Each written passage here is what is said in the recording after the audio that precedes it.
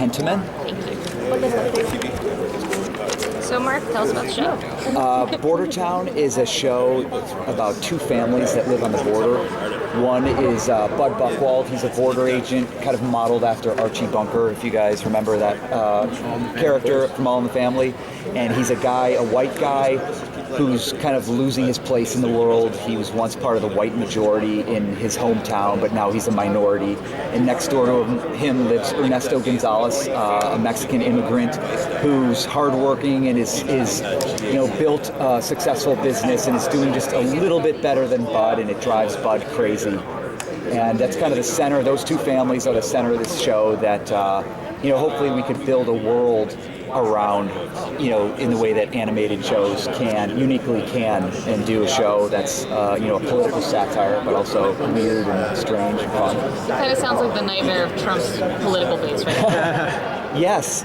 I pitched this initially in 2007 to Fox, and George Bush was president, and immigration was an issue, and Fox, didn't pick it up, but they didn't throw it out completely, and I was worried, immigration is gonna sort of get solved, and this is gonna go away, and the show is not gonna be relevant anymore. It's a lovely dream. But we all have dreams. Whether it's for good or for bad, it's still an issue, and even when we were writing these shows, Lalo and I wrote an episode in 2014 that was a border wall episode, and it was all about a town building a border wall on the border to keep immigrants out.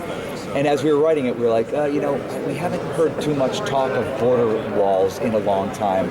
And we finished the episode, and then 2 months later, Donald Trump announces his candidacy and just brings it roaring back into the national conversation. Have you guys sent him a gift basket? We should give him writing credit. Can you talk about kind of the power of, or if you feel that satire is a powerful use? Obviously, it's an issue that can be very serious, and even after Trump made some of his comments, there was like a Latino immigrant that was beat up by some men and using Trump's name. So, can you talk about how, why you chose to use this tool of satire and humor to tackle this issue specifically, and what drew you to that issue? Yeah, I mean, Latinos, immigrants specifically.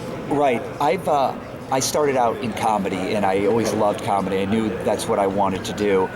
And as I, got older, I would realize that I laugh hardest at things that have truth beneath them, and often if they have an edge to them. And Jon Stewart with The Daily Show it was amazing watching that, him use that tool of comedy, to make often a really strong point.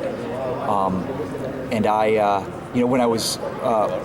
when I wanted to create a show, an animated show, I was racking my brain, like, what can I do that Family Guy and The Simpsons and South Park hasn't already done? And I kind of, immediately knew that, like, the border and the sort of what was interesting to me is that, whites are going to become a minority in this country in 2017, a historic shift in the United States demographics. And also, my family, growing up, my dad told our family's immigration story 1,000 times. And, my worldview is from, the sense of, like, the lessons I learned from my father and his father, coming over to the United States and having to work, From Guatemala, you let that part out. But work the 4 jobs, and it seems like everyone in America has an immigration story. It's how far back it goes. And so that was all very interesting to me, and it seemed like, what an opportunity to do a comedy that has some teeth to it. Now, I'm sure that you want everyone to be a fan, but do you envision this having a large Latino fan base? Is it something you think they might latch onto?